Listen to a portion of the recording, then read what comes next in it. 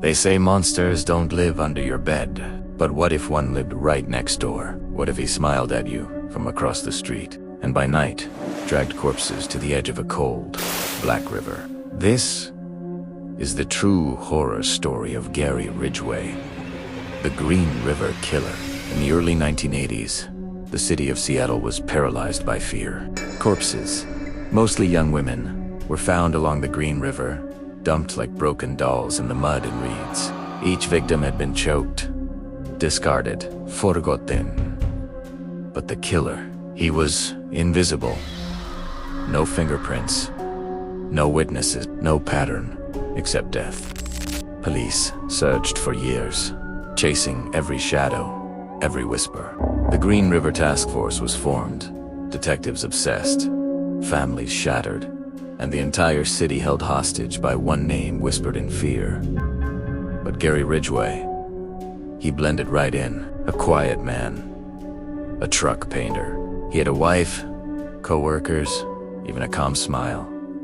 He attended barbecues, went to church, and all the while, he was hunted. He targeted women on the edge of society.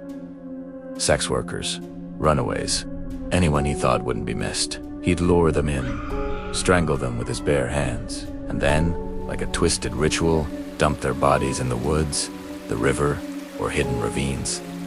Sometimes, he'd return to the corpses, days later, for reasons too disturbing to say aloud. By the time police finally caught him in 2001 using DNA evidence, the Green River Killer had murdered at least 49 women. But in Ridgway's own chilling words, he said the number was closer to 70, maybe more. Even as he confessed, there was no remorse, no emotion, just a blank stare and a calm voice, explaining horror as if describing a trip to the store. He said killing was his career, that he was good at it.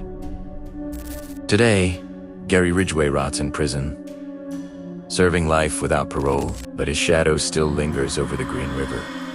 A silent reminder that evil doesn't always look like a monster. Sometimes, it looks like a neighbor, a co-worker, a man walking by, smiling. So next time you see someone watching, just a little too long, remember, the Green River still runs deep, and some monsters never stop waiting in the dark. For more real-life true crime horror stories, hit the like and subscribe button.